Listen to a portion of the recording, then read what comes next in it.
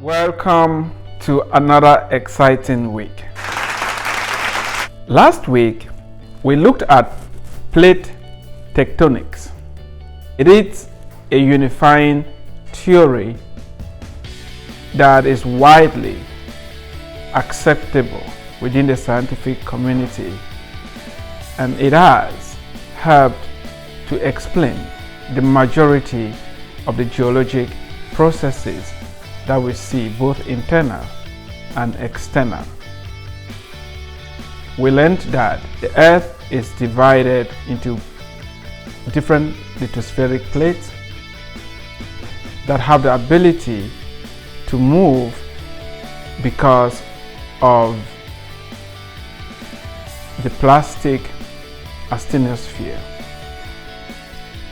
We have two types of plates: continental plates and oceanic plates. We have three different types of plate boundaries: subduction plate boundaries, where the oceanic plate comes together with a continental plate. Because the oceanic plate is heavier, it is subducted below the continental plate. If you have two oceanic plates that come together,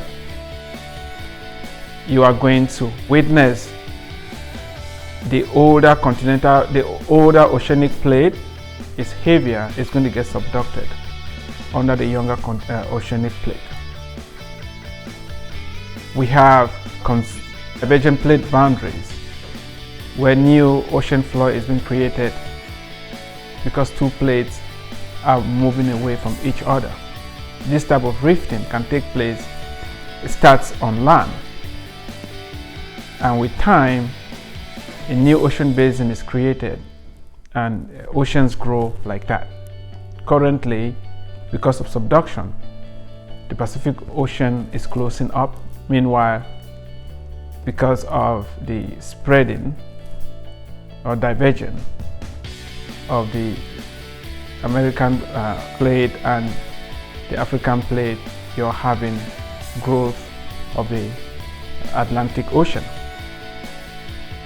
This week, we're going to be looking at the internal processes in the Earth, and we'll be looking at the origin, the evolution of the sea floor spreading and mountain building and passive continental margins. Some examples of passive continental margins are like the margins of the Atlantic Ocean, both on the American side and the African side. We know spreading takes place in the middle of the oceans, where you have upwelling of mantle material and new oceanic crust is being created there. And as this new material comes out, it pushes the older crust that is being formed from the mid-oceanic ridge and create space for that new material to come up.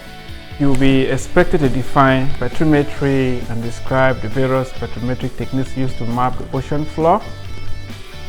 Compare and contrast a passive continental margin with an active continental margin and list the feature of each. Describe and list the major features of deep ocean basins. Compare and contrast spontaneous subduction and forced subduction, and you'll be able to locate and name the Earth's major mountain belts on the world map. In addition to that, we're going to have our usual end of chapter quiz for you to do well. Make sure you read the notes, you read the textbook, look at the PowerPoints that have been provided. If any concept is giving you issues, bring that to my attention. We are not going to have a lab this week, but so you're having enough time to look at the week's materials.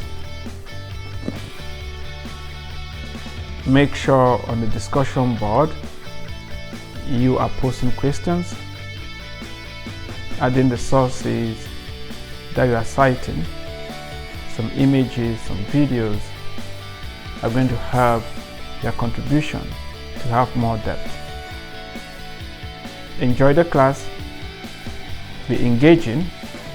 If you have any questions, I'm just a text message, a phone call, or an email away. You are not alone.